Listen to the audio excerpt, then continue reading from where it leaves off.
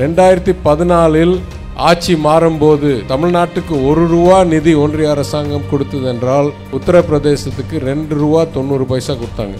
இதே 2024 10 ஆண்டுகள் கழித்து நம்மளுக்கு 1 ரூபா கொடுத்தாங்க என்றால் அங்க 4 ரூபா 30 பைசா கொடுத்தாங்க. இந்த கூடுதல் நிதி, அதாவது அந்த 2.90 இருந்து 4.30 போனது எவ்வளவு என்றால் ஆண்டுக்கு 1 லட்சம் கோடி ரூபாய். 1 லட்சம் கோடி ரூபாய் கூடுதலாக அவங்க கூறும் டபுள் என்ஜின் சர்க்கார் பிஜேபி மாநிலம் என்றதனால் அள்ளி வழங்கி கொடுக்கிறார்கள். நம்மளுக்கு குறைத்து கொண்டே போகிறார்கள். இதைவிட நம்மளை விமர்சிக்கும் நிதி அளவில் நம்மளை பாதிக்கும் செயலை எங்கு கூற முடியும்? இரண்டாவது, எப்பெல்லாம் முதலீடு வருதோ, வெளிநாட்டிலிருந்து பெரிய செமிகண்டக்டர் ஃபேக்டரி வருதோ, இல்லை பெரிய கார் ஃபேக்டரி வருதோ, இல்லை வேறு ஏதாவது தொழில் வருதோ, இல்லை அவங்க கொடுக்குற வருமான வரி ஒத்திவைப்பு டேக்ஸ் ரீபேட்டோ எல்லாமே குஜராத்தில் போய் சேர்ப்பதற்கு தான் அவங்க முதல் முயற்சி எடுக்கிறாங்க.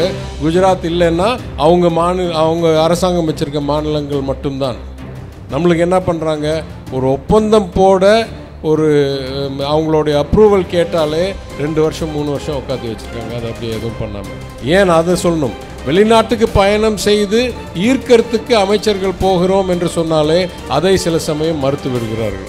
அவங்க வளரணும், நம்ம அந்த அளவுக்கு வளர்ந்தால் அவங்களுடைய மாடலே தவறான மாடல் என்று தெரிய வந்துடும் என்றதற்காக நம்ம மாடலை அவங்க எப்படியாவது அழுத்தி வைக்கிறதுக்கு முயற்சி செய்கிறார்கள். உங்கள் பிசினஸ் உங்கள் ஏரியாவில் டெவலப் ஆகணுமா? இன்றைய விளம்பரப்படுத்துங்கள். சென்னை எக்ஸ்பிரஸ் நியூஸ் பேப்பரில் 9884599786. மிக தெளிவான வகையில் நிதி பங்கு கொடுக்கிறதில் நம்மளை மிகவும் கீழே தள்ள பார்க்கிறார்கள் என்றது பல அம்சங்களால், பல புள்ளி விவரங்களால் நம்மளால் அறிந்து கொள்ள முடிகிறது. ஆனால் அதை 2 புள்ளி விவரத்துடன் நான் சொல்லணும் என்றால், 4வது நிதிக்குழு நிதி பகிர்ந்து கொடுக்கும்போது மாநிலங்களுக்கு தமிழ்நாடுடைய மக்கள் தொகை நாட்டில் சராசரி 8%. தமிழ்நாட்டுடைய நாட்டில் உற்பத்தி இருக்கிறது சராசரி 8%. நம்மளுக்கு வழங்கக்கூடிய நிதி பங்கு சராசரி 8%, 7.9 என்னமோ. இன்றைக்கு பார்த்தீங்கன்னா 15வது நிதிக்குழுவில் மக்கள் தொகை நம்மளுக்கு 6% அடியில் வந்துருச்சு. ஏன்னா நம்ம பாப்புலேஷன் கண்ட்ரோல், பர்த் கண்ட்ரோல் சிறப்பாக செய்ததனால் இந்தியாவுடைய பாப்புலேஷனில் நம்ம 6% அடியில் இருக்கிறோம். ஆனால் நம்மளுடைய பொருளாதார பங்கேற்பு ஜிடிபியில் கிட்டத்தட்ட 10% பக்கத்தில் வந்துருச்சு. அவ்வளோ முன்னேறிய மாநிலமாக இருக்கிறோம். ஆனால் நம்மகிட்டேருந்து எடுக்கிற வரி நாட்டளவில் உள்ள 10லேருந்து 12% வரி நம்மகிட்டேருந்து தான் எடுக்கிறாங்க ஒன்றிய அரசாங்கம். ஆனால் அது திருப்பி கொடுப்பது எவ்வளோ? வெறும் 4%. ஒரு காலத்தில் 8% இருந்தது. சரி பாதி தான் கொடுக்குறாங்க. என்ன பண்ணுறாங்க? இந்த நிதியெல்லாம் வச்சு எங்கெல்லாம் அவங்களுக்கு வாக்கு அதிகமாக உழுகுதோ, எங்கெல்லாம் அவங்க மாநில அரசாங்கத்தை நடத்துகிறாங்களோ அங்கே அந்த நிதியை கூடுதலாக கொடுக்கிறார்கள். 2வது புள்ளி விவரம் நான் சொன்னேன் என்றால் ரொம்ப தெளிவாக விடும். 2014 ஆட்சி மாறும்போது தமிழ்நாட்டுக்கு 1 ரூபா நிதி ஒன்றிய அரசாங்கம் கொடுத்தது என்றால் உத்தரப்பிரதேசத்துக்கு 2 ரூபா 90 பைசா கொடுத்தாங்க. இதே 2024 10 ஆண்டுகள் கழித்து நம்மளுக்கு 1 ரூபா கொடுத்தாங்க என்றால் அங்கே 4 ரூபா 30 பைசா கொடுத்தாங்க. இந்த கூடுதல் நிதி, அதாவது அந்த 2.90 4.30 போனது எவ்வளவு என்றால் ஆண்டுக்கு 1 லட்சம் கோடி ரூபாய். 1 லட்சம் கோடி ரூபாய் கூடுதலாக அவங்க கூறும் டபுள் என்ஜின் சர்க்கார் பிஜேபி மாநிலம் என்றதனால் அள்ளி வழங்கி கொடுக்கிறார்கள். நம்மளுக்கு குறைத்து கொண்டே போகிறார்கள். இதைவிட நம்மளை விமர்சிக்கும் நிதி அளவில் நம்மளை பாதிக்கும் செயலை எங்கு கூற முடியும்? இரண்டாவது, எப்பெல்லாம் முதலீடு வருதோ, வெளிநாட்டிலிருந்து பெரிய செமிகண்டக்டர் ஃபேக்டரி வருதோ, இல்லை பெரிய கார் ஃபேக்டரி வருதோ, இல்லை வேறு ஏதாவது தொழில் வருதோ, இல்லை அவங்க கொடுக்குற வருமான வரி ஒத்திவைப்பு டேக்ஸ் ரீபேட்டோ எல்லாமே குஜராத்தில் போய் சேர்ப்பதற்கு தான் அவங்க முதல் முயற்சி எடுக்கிறாங்க. குஜராத் இல்லைன்னா அவங்க அரசாங்கம் வச்சிருக்க மாநிலங்கள் மட்டும்தான். நம்மளுக்கு என்ன பண்ணுறாங்க, ஒரு ஒப்பந்தம் போட அவங்களுடைய அப்ரூவல் கேட்டாலே 2 வருஷம் 3 வருஷம் உட்காந்து வச்சுருக்காங்க. அதை அப்படி எதுவும் பண்ணாமல். ஏன் அதை சொல்லணும்? வெளிநாட்டுக்கு பயணம் செய்து ஈர்க்கறதுக்கு அமைச்சர்கள் போகிறோம் என்று சொன்னாலே அதை சில சமயம் மறுத்து விடுகிறார்கள். அவங்க வளரணும், நம்ம அந்த அளவுக்கு வளர்ந்தால் அவங்களுடைய மாடலே தவறான மாடல் என்று தெரிய வந்துடும் என்றதற்காக நம்ம மாடலை அவங்க எப்படியாவது அழுத்தி வைக்கிறதுக்கு முயற்சி செய்கிறார்கள். மூன்றாவது, சட்டமன்றத்தில் நிறைவேற்றப்பட்ட மசோதாக்கள் இல்லை தமிழ்நாடு நடத்தும் உயர்கல்வி பல்கலைக்கழகங்கள், இதையெல்லாம் ஆளுநர் என்ற ஒரு நபரை வைத்துக்கொண்டு எப்படியாவது இது நிறைவேறாமல், இது சரியாக செயல்படாமல் தடுப்பதற்காகவே ஒரு ஆளுநரை நியமித்து இருக்கிறார்கள். எத்தனையோ மசோதாக்கள் இப்போ உச்ச நீதிமன்றம் வரைக்கும் போய் ஒரு 7 மசோதாக்கள் மாத்திரம் அது அவங்கள்ட்டேருந்து ரிலீஃப் வாங்கினோம். ஆனால் மொத்த லிஸ்ட்டு பார்த்தா இன்னும் 10-15 பில்லு அப்படியே நிற்கிது. ஒரு மனதாக ஏற்றப்பட்ட மசோதா கூட ஆளுநர் கையெழுத்து போடாமல் மாதக்கணக்காக வருஷக்கணக்காக கையில் வச்சுருக்கார். ஆளுநருக்கு இதில் எங்கே விருப்ப வெறுப்ப செயலுக்கு இடம் இருக்குது சட்டமைப்பில்? அதுதான் உச்சநீதிமன்றம் கூறுது, உங்களுக்கெல்லாம் இந்த மாதிரி உரிமை கிடையாது. மக்களால் தேர்ந்தெடுக்கப்பட்டவர்கள் உருவாக்குற சட்டங்களை ஒன்றிய அரசாங்கம் மறைமுகமாக ஒரு ஆளுநரை வைத்து தடுக்கவும் முடியாது, நிறுத்தவும் முடியாது. ஆனால் செய்து கொண்டே இருக்கிறார்கள். அது மட்டும் இல்லை, எந்தெந்த தலைப்புகள் எந்தெந்த துறைகள் மாநில உரிமையில் இருக்கிறதோ, அதாவது சட்டமைப்பில் 3 பட்டியல், ஒன்று ஒன்றிய அரசாங்கத்தோடைய உரிமை, ஒன்று மாநில அரசாங்கத்தோடைய உரிமை, ஒன்று கன்கரண்ட் லிஸ்ட். 2 பேரும் இதில் சட்டத்தை உருவாக்கலாம். கன்கரண்ட் லிஸ்ட்லேயே எது மாநிலம் செய்யும் எது ஒன்றியம் செய்யும் என்ற ஒரு மரபு இருந்ததை மீறி தொடர்ந்து அவங்க லெஜிஸ்லேஷன் சட்டம் கொண்டாந்து கொண்டே இருக்கிறார்கள். ஆனால் இப்போது வெறும் மாநில பட்டியலில் இருக்கிற துறைகளில் தலைப்புகளில் அவங்க தொடர்ந்து சட்டத்தை உருவாக்குறார்கள். சமீப கால உதாரணம் நான் சொல்கிறேன்.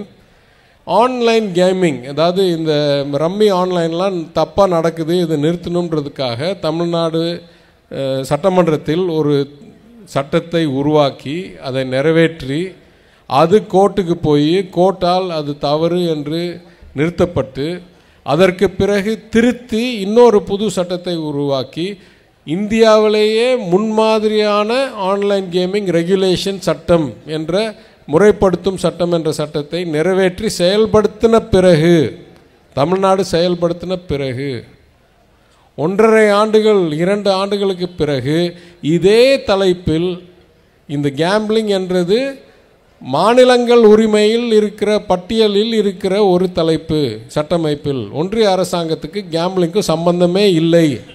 ஆனால் இதில் ஒரு சட்டத்தை உருவாக்கி, அதுவும் என்ன மாதிரி சட்டம், நம்ம சட்டத்தை எடுத்து அதில் கொஞ்சம் திருத்தத்தை பண்ணி அதை நாடளவும் என் சட்டம் தான் செல்லும் என்று சொல்லி நம்ம சப்ஜெக்டில் நம்ம பில்லோட நம்ம சட்டத்தோட ஒரு diluted bill in many ways, ஒரு limited bill in many ways கொண்டாந்து அதை நம்ம மேலே திணிக்கிறாங்க. இது ஒரு லேட்டஸ்ட் எக்ஸாம்பிள். ஒன்றொன்னா சொல்ல ஆரம்பித்தோன்னா, சிறு துறைமுகங்களில் சட்டம் உருவாக்குறார்கள், விவசாயம் மாநில தலைப்பு அதில் சட்டம் உருவாக்குறார்கள், எந்தெந்த வகையில் கூட்டுறவு மாநில தலைப்பில் உள்ள பட்டியலில் உள்ள துறை அதில் சட்டம் உருவாக்குறார்கள். எல்லா வகையிலும் தமிழ்நாடை தனிப்பட்ட வகையில் செயல்படுவதற்கு முடியவே முடியாது என்று திட்டமிடுகிறார்கள்.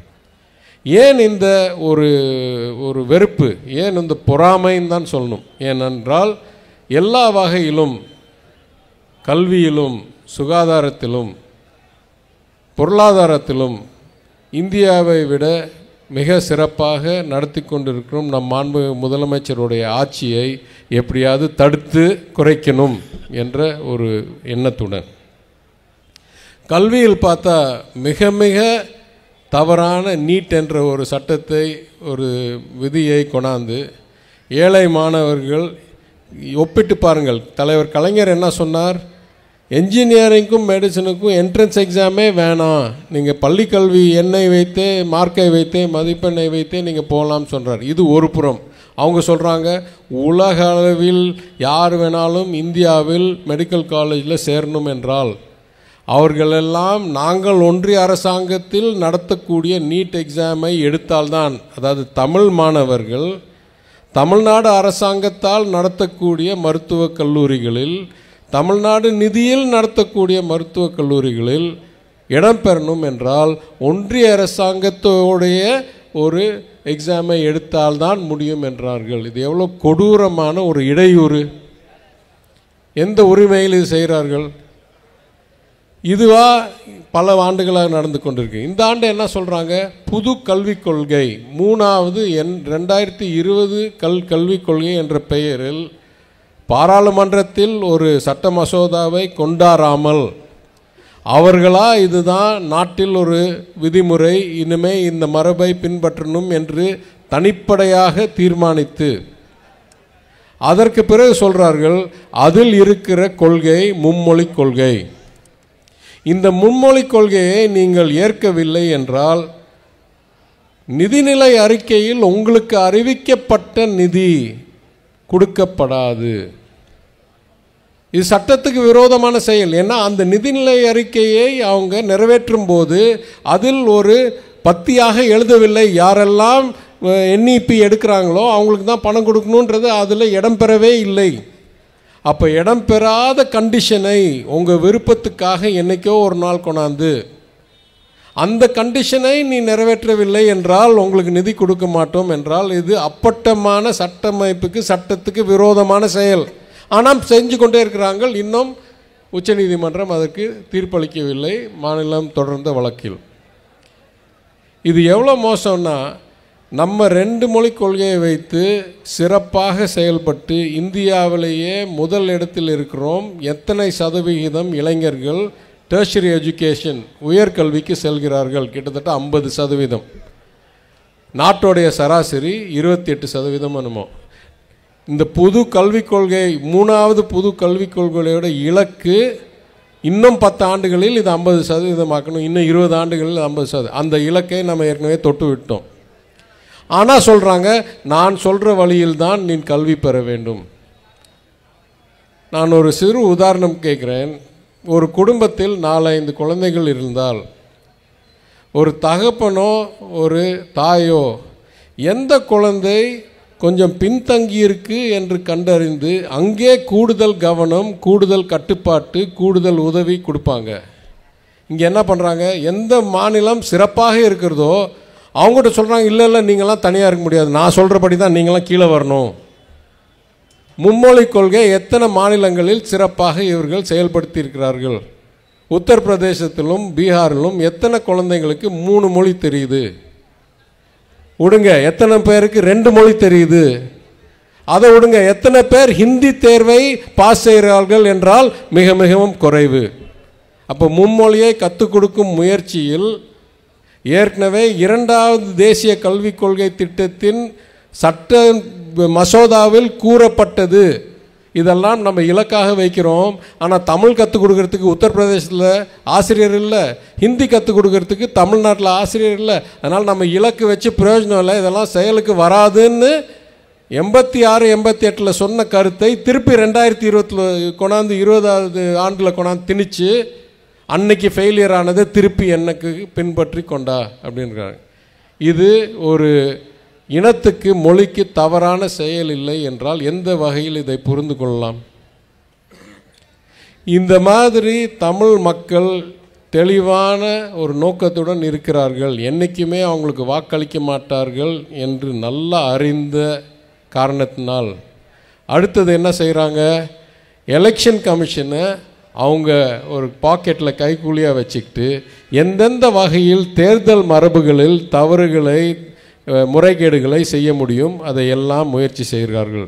இது நம்ம இப்போ சொல்ல, SIRக்கு அப்புறம் சொல்லலை, 2025க்கு சொல்லலை, 2020 முதலில் நான் கட்டுரை எழுதினேன். எந்தெந்த வகையில் தேர்தல் ஆணையத்தோடைய செயல்பாடு குறையோடு இருக்கிறது, தவறோடு இருக்கிறது. ஃபார்ம் 17 ஒழுங்காக போடுறதே இல்லை, ஃபார்ம் 20க்கும் 17க்கும் சம்மந்தமே இல்லை. கேள்வி கேட்டால் ஃபார்ம் 17 மறைக்கிறாங்க. 5 வருஷத்துக்கு முன்னாலேருந்து நாம் பேசிக்கிட்டு இருக்கோம். அன்றைக்கி நான் தகவல் தொழில்நுட்பத்துறையோடைய அணியோடைய செயலாளராக இருந்தேன். அந்த தகவலாம் திரட்டி அந்த தகவல் அடிப்படையில் சொன்ன உங்கள் செயல்பாடு சரியில்லை.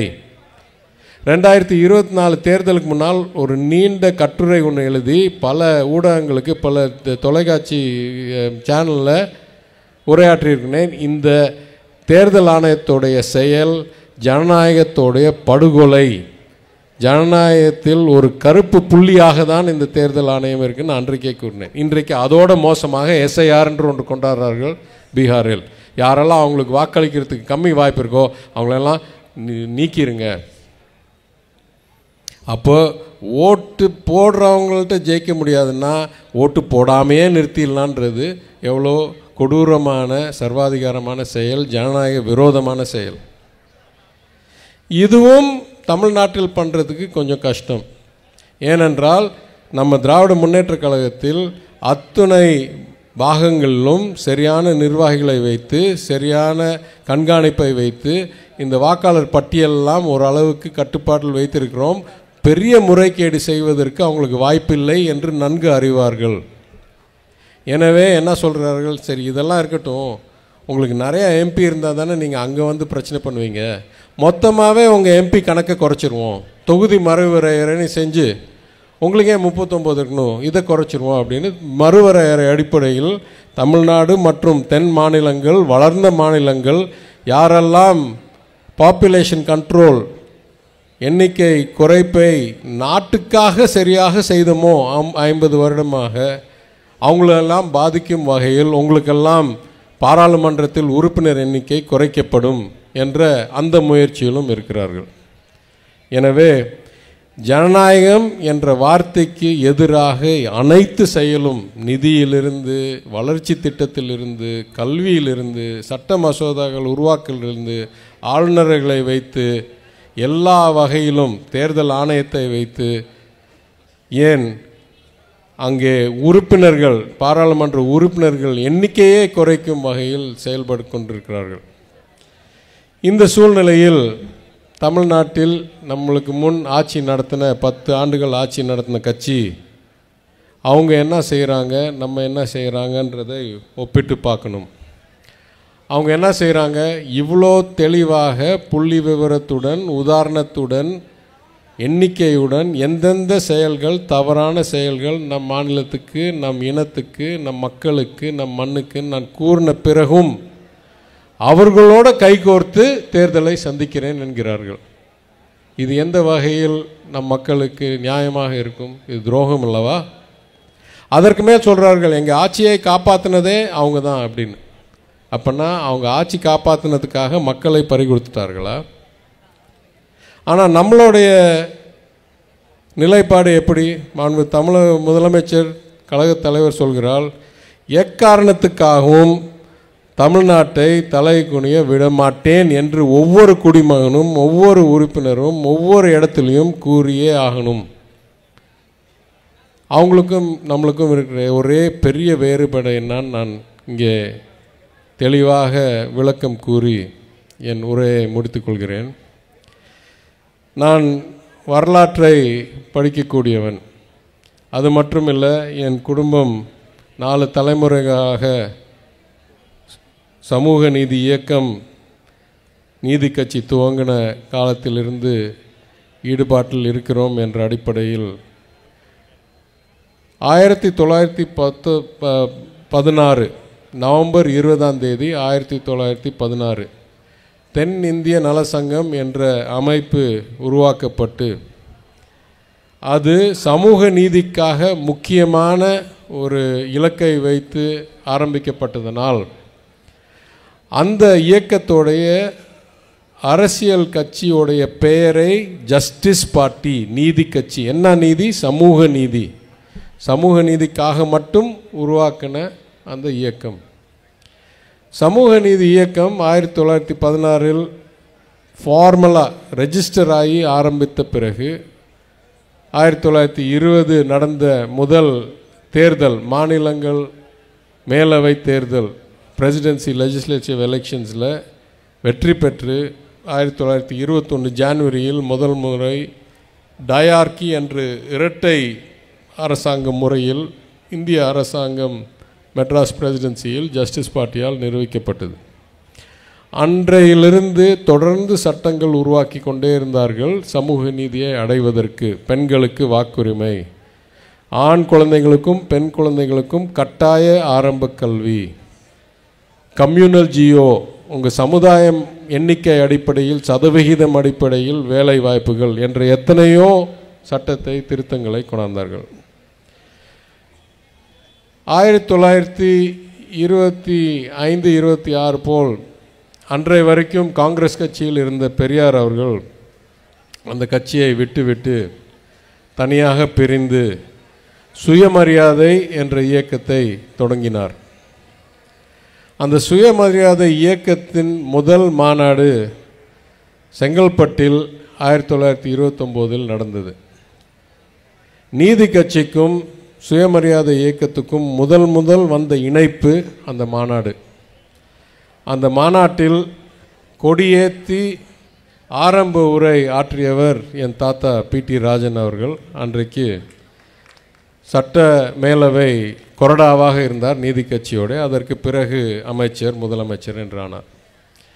அந்த உரையில் அவர் கூறுகிறார், இந்த சுயமரியாதை இயக்கத்தோடைய இலக்கு என்ன என்றால் சமூக நீதியை அடைவது. ஏனென்றால் சமூக நீதியை அடைவதற்கு 2 பாதை உண்டு. ஒரு பாதை சட்டம் மூலமாகவும், யாரிடம் இன்றைக்கு அதிகாரம் இருக்கோ அவங்களுக்கெல்லாம் அறிவுறுத்தல் சொல்லி அவங்களுக்கு ஒரு நல்ல மனித நேயத்தை கற்றுக் கொடுத்து எல்லாத்தையும் ஒற்றுமை ஆக்குங்கள், எல்லாரும் சமமாக இருக்க வேண்டும் என்று கோரி சட்டமிட்டு திட்டமிட்டு பண்ணலாம். அதைவிட சீக்கிரம் பண்ணக்கூடிய வழி, ஒவ்வொரு மனிதருக்கும் சுயமரியாதை என்று வந்துவிட்டால், நானும் நீயும் சமம் என்று ஒரு எண்ணம் வந்துவிட்டால் இதற்கு சட்டமே அதுக்கப்புறம் தேவையில்லை. ஏன்னா நான் யாரோடைய அடிமையும் இல்லை, நீ சொல்கிறது நான் எனக்கு ஏற்றுக்கவே மாட்டேன், என் அறிவுக்கு பகுத்தறிவுக்கு என்ன தோணுதோ அதுதான் எனக்கு உண்மை. எனவே இந்த சுயமரியாதை இயக்கம் என்றது சமூக நீதியை அடைவதற்கு மிக சிறந்த ஒரு கருவியாக, ஒரு பாதையாக அன்றையிலிருந்து இன்றைய வரைக்கும் திகழ்ந்து வருகிறது. பெரியார் சொன்னார், இந்த சுயமரியாதை என்ற இயக்கம் எவ்வளோ பெரிய என்ஜின் என்றால், அதில் எத்தனை பெட்டிகளை சேர்த்து வச்சாலும் இந்த என்ஜின் அதை இழுத்து போகும் இடத்துக்கு போக வேண்டிய இடத்துக்கு சென்று சேர்க்கும் என்றார். அந்த அடிப்படையில் நான் கூற வேண்டியது, இந்த மண்ணில், இந்த நாட்டில், நம் இனத்தில், நம் மக்களுக்கு என்னை வரைக்கும் சுயமரியாதை என்ற உள்ளம் எண்ணம் இருக்கிறதோ அன்றைய வரைக்கும் தமிழ்நாட்டை உறுதியாக தலை குனிய விட மாட்டோம். எல்லோரும் சேர்ந்து நம் நாட்டையும் நம் எதிர்காலத்தையும் காப்போம் என்று எனக்கு இருக்கிற நம்பிக்கையுடன் இந்த சிறப்பான கூட்டத்தை ஏற்பாடு செய்து இந்த வாய்ப்பளித்த அனைவருக்கும், குறிப்பாக மாவட்ட கழக செயலாளர் அண்ணன் மாண்புமிகு அமைச்சர் அவர்களுக்கும் கூறி உங்கள் அனைவருக்கும் நன்றி கூறி நான் விடைபெறுகிறேன். வணக்கம். கிளாசிஃபைட் ஆட்ஸ், டிஸ்ப்ளே ஆட்ஸ், சிறிய விளம்பரம் முதல் பெரிய விளம்பரம் வரை அனைத்து கடைகளிலும் வீடுகளிலும் இலவசமாக டிஸ்ட்ரிபியூஷன் செய்து தரப்படும் சென்னை எக்ஸ்பிரஸ் நியூஸ் பேப்பரில் always your neighbourhood news paper.